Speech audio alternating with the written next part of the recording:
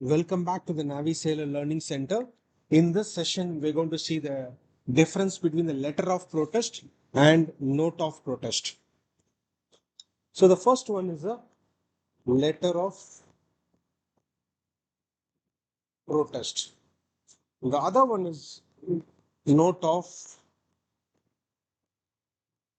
protest. Okay, so I want to begin the letter of protest with a scenario, or you can say an example. Let's say there is a container ship and this ship is coming to the port and she has a lot of containers on deck. Let's say all the 6 boxes of containers on deck need to be discharged in the port. So while discharging this container, let's say the crane operator is discharging this container on this jetty. Let's say this is a jetty. And while discharging the container, the crane operator has made a damage to the ship, or you can say ship cell guide or to the ship structure. Now, what happens here? The situation is the vessel is alongside the port, and the crane operators, while trying to discharge the container, he made a damage to the ship or strip structure, or if he is going to discharge the cargo from the cargo hold, you can consider the damage to the cell guide. So what we are seeing here, the scenario, there is some damage occurred. So what the master of the ship is going to do, he is going to give a letter of protest to the crane operator or the company responsible for the crane operator. So what he's going to write in the letter of protest, he's going to write the crane operator has damaged the ship while discharging the container, and the vessel has suffered damages.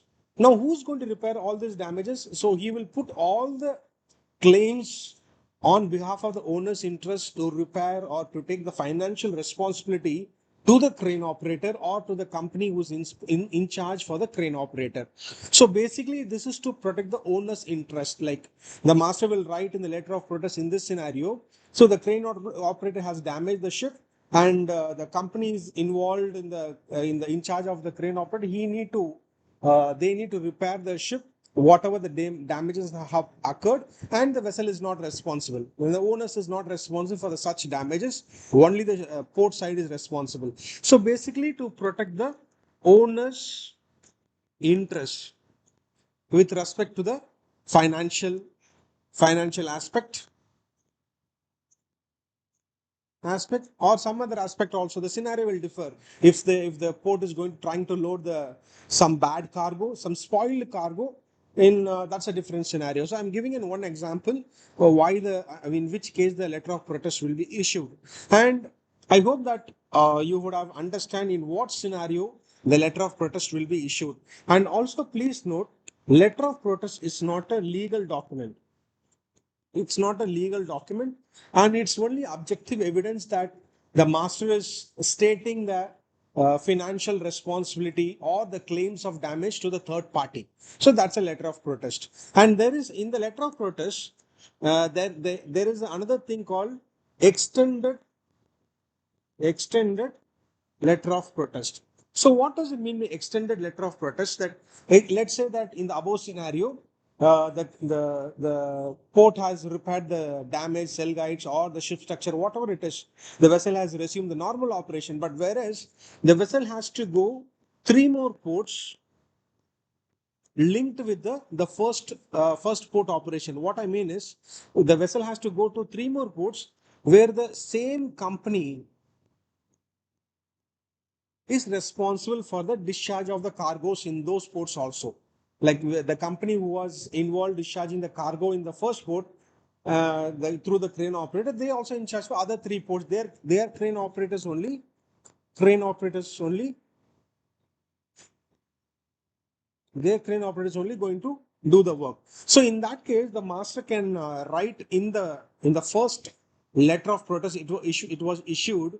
He can extend the protest to the next 3 ports. He don't have to issue the one letter of protest to the each port, like, okay, we had suffered a damage in the last port, it is repaired, and here you have one more letter of protest. Be careful, if anything happened again, you are the responsible person. He don't have to say like that. So what he can do in the initial letter of protest itself, he can add a clause, extended letter of protest, stating that we are going to discharge three more ports cargo. That is also under your responsibility for the crane operation. So please be careful and do not make any furthermore damages. And if any more damages happens, and still you will be held responsible. That is a letter of protest. Now let us come to the note of protest. Note of protest, always remember, it's a legal document. It's a legal document, and it's an oath. It's an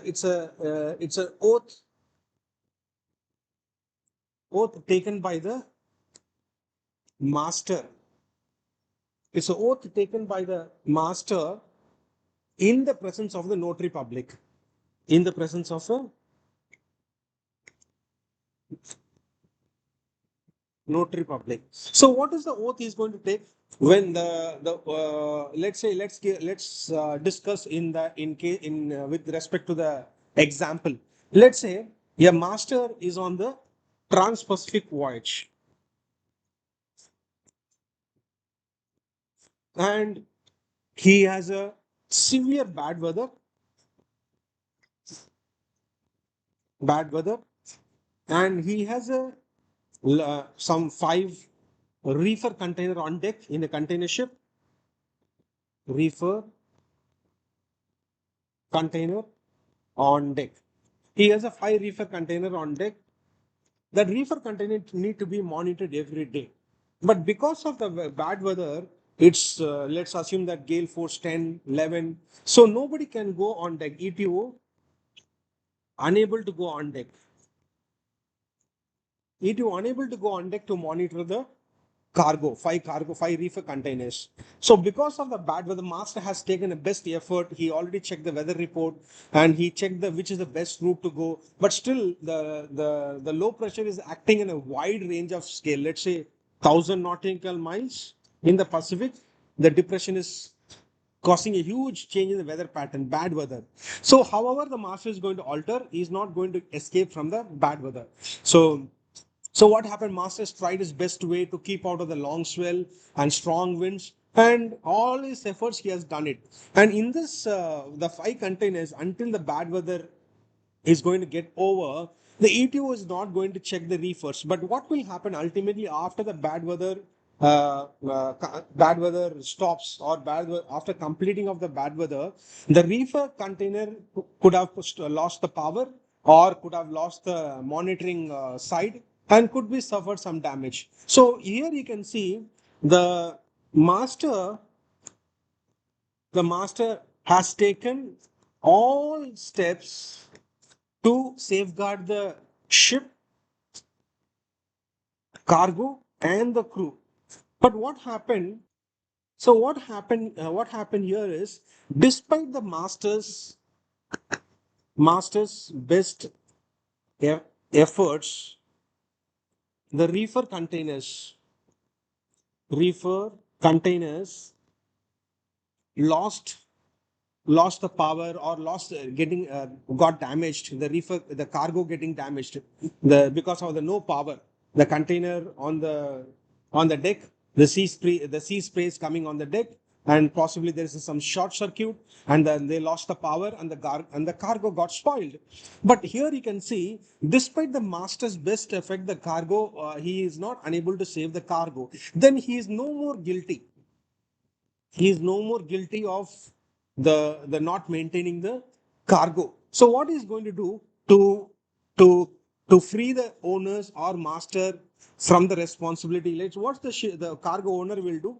The cargo owner is going to file a case. He will say, "Oh, the master has not taken action and he spoiled my cargo." But master will say, "Oh, sorry, there is a very bad weather. I've done all my best efforts to save the cargo, but I couldn't do it." So to safeguard to the master owner and the vessel, the responsibility or the claims will not come on the owner's side or the ship side, master side. He is going to file a note of protest. So he is going to go to the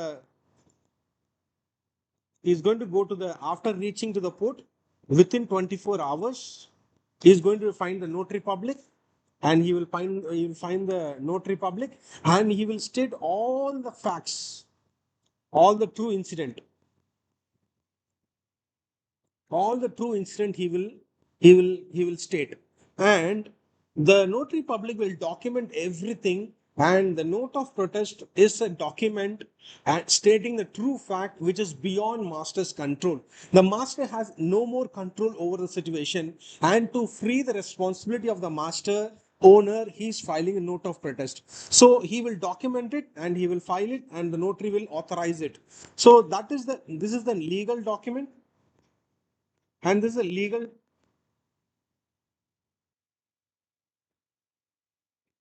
So this is an legal document.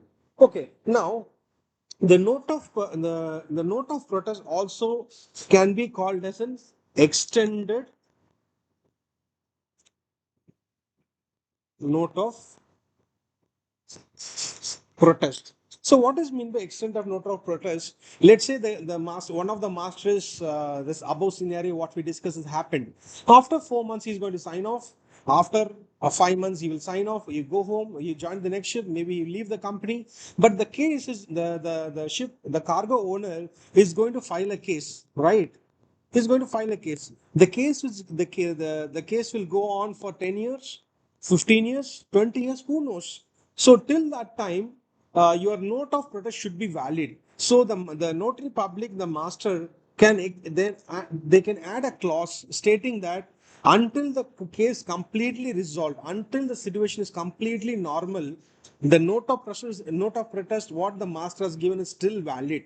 That's why you're extending the note of protest, adding a clause. The clause which you can include in the note of protest is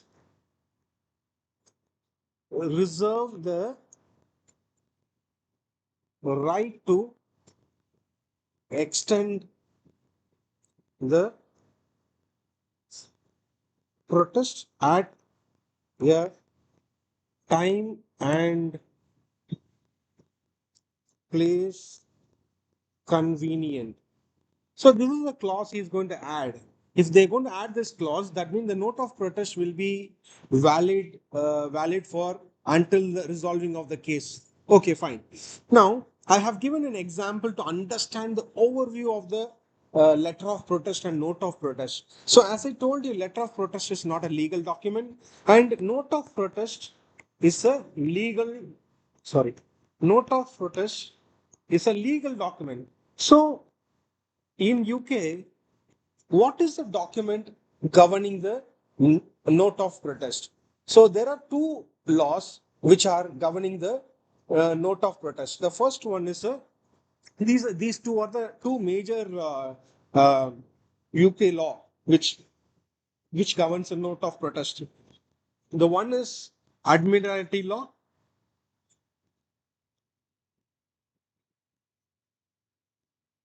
Sorry,